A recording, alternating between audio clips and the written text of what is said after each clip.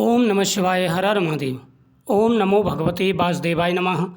सत्य सनातन धर्म YouTube channel पर आप सभी का स्वागत है। आइए सुनते हैं राजा पुरुयस की आगे की कथा।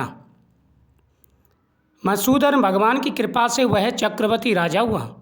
हे राजन, उसके 5 पुत्र बड़े गुणवान, शूरवीर और उदार दृष्टिकेतु, दृष्टिदुम्न, विजय, चित्रकेतु, मयूरध्वज नाम के हुए। संपूर्ण प्रजा अनुराग और विश्वास करने लगी। फिर पांचाल देश का राजा निष्काम चित हो मधुसूदन भगवान की पूजा के लिए सभी धर्म करने लगा। जिनसे प्रसन्न हो मधुसूदन भगवान ने अक्षय तृतीया के दिन चारों भुजाओं में शंख चक्र पद्म लिए पीताम्बर धारण किए, वनमाला पहने, लक्ष्मी तथा अनुचरों सहित गरुड़ पर चढ़ साक्षात दर्शन दिए। उनके असहनीय तेज को देख राजा ने नेत्र बंद कर लिए।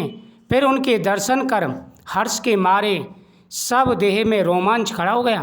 नेत्रों से आंसू गिरने लगे और अत्यंत भक्ति पूर्वक हाथ जोड़कर सिर झुकाकर स्तुति करने लगा। श्रुतदेव जी कहने लगे, हे राजन, भगवान के दर्शन के आनंद से मग्न हृदय वाले उस राजा ने तत्काल शीश झुकाकर प्रणाम किया और बहुत देर तक आकुल व्याकुल नेत्रों से विश्वात्म देव जगदीश्वर का दर्शन करता रहा। फिर चरण धोकर जल सिर पर धारण किया।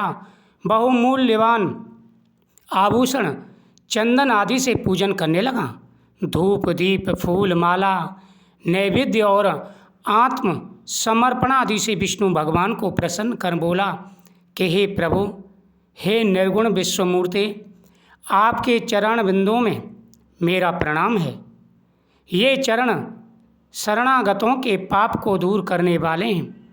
तुम्हारे चरण बिंदु को भूल तृष्णा से व्याकुल अनेक योनियों में भ्रमण करता हूँ। ना मैंने दान किया, ना साधु सेवा की, ना तुम्हारी कथा सुनी। उस अपराध से शत्रुओं ने मुझे पराजित कर दिया था। मेरा वैभव नष्ट हो गया था। तब मैं वन में गया। मेरे अपने गुरुओं के स्मरण करते ही गुरु ने आकर मेरी दीन दशा पर दया कर दुख से छुड़ाने का उपाय बताया। उनके बताए वैशाख के धर्म कार्य जो शुभ फल देने वाले हैं मैं करने लगा। हे प्रभु, जिनके प्रभाव से मुझे संपूर्ण वैभव मिला और मैं अत्यंत प्रसन्न हूँ। हे परमात्मा, संतों पर अनुग्रह करने वाले तुमको नमस्कार है। हे जगन्नाथ, हे देवेश, हे गोविंद, आप प्रसन्न होइए जिससे आपके चरण कमलों में मेरी स्मृति बनी रहे। इस प्रकार राजा पुरुयस अनेक प्रकार से भगवान की स्तुति करने लगा। क्योंकि राजा पराजित होकर के जब जंगल में चला गया था तो याज और उपयाज ने, जो कि राजा के गुरु थे, उन्होंने राजा के उद्धार का उपाय बताया कि राजन, तुम इस प्रकार से भगवान की स्तुति करो, वैशाख मास के धर्मों का पालन करो, तुम्हारी सभी मनोकामनाएं पूरी हो जाएंगी। उसी प्रकार राजा पुरुयस ने भगवान का स्मरण किया और वैशाख के जितने भी धर्म हैं सभी धर्मों का पालन किया, जिसके करने से उसको भगवान के दर्शन हुए और वह अनेक प्रकार से भगवान की स्तुति करने लगा। जो भी सच्चे मन से गोविंद की पूजा करते हैं, उनकी स्तुति करते हैं, उनके जीवन में हमेशा खुशियाँ, सुख, समृद्धि बनी रहती है। इस प्रकार से उसने अनेकों प्रकार से स्तुति की। हे प्रभु, पुत्र स्त्री कोषादि में मेरी आसक्ति ना हो। मेरा मन आपके चरण बिंदों में लगे, मेरी वाणी आपकी दिव्य कथा सुनने में लगे रहे, मेरे नेत्र आपकी मूर्ति के दर्शन में लगे रहें, कान कथा श्रवण में और जिह्वा आपके चरण गुणानुवाद में अर्पित हूँ। नास का आपके चरण कमल का मकरंद सूंघने में प्रवत हूँ। हाथ आपके मंदिर की सफाई करने में तथा आपके भक्तों के सुगंध युक्त चंदनादि लेपन में लगे रहें।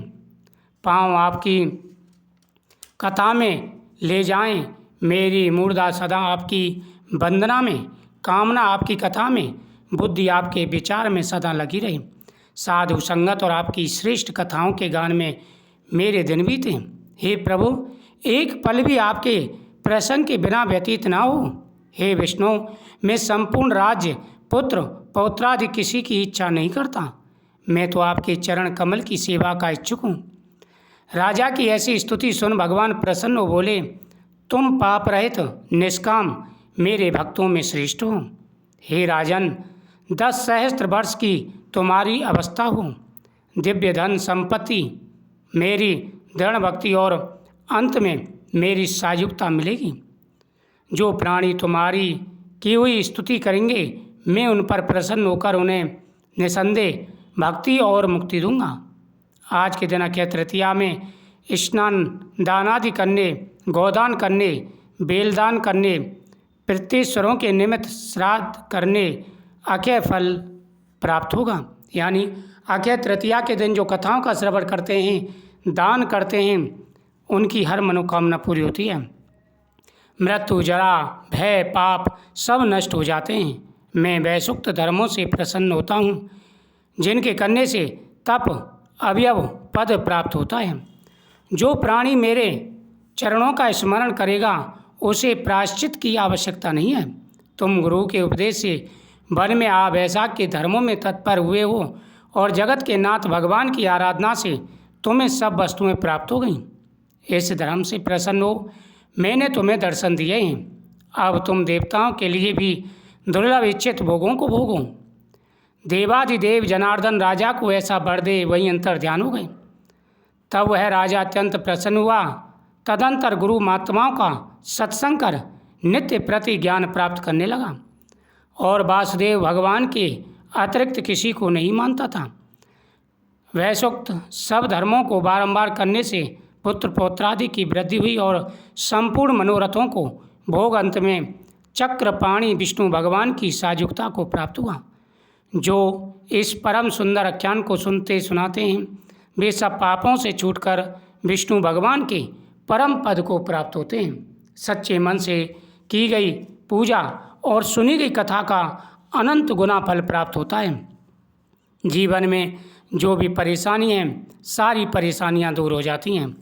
कृष्णाय वासुदेवाय हरे परमात्मने प्रणतक्लेशनाशाय गोविंदाय नमो नमः। इस प्रकार भगवान की कथाओं का प्रतिदिन श्रवण करें।